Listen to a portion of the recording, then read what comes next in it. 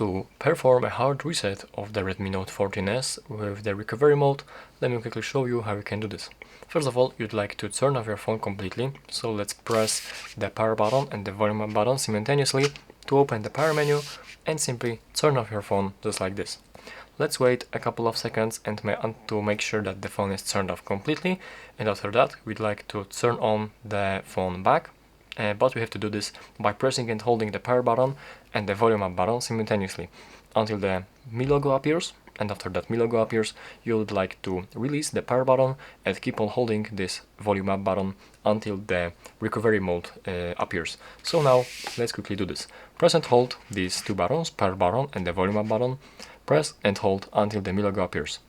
After that, release the power button.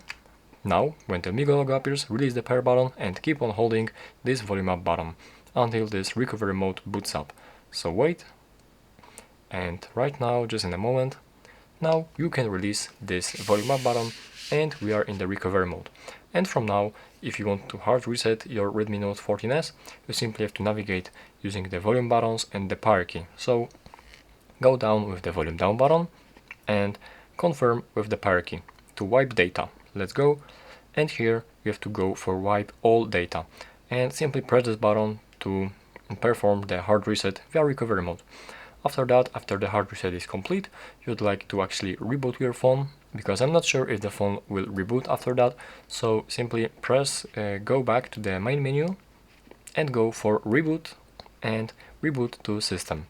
And that's basically how you can do this.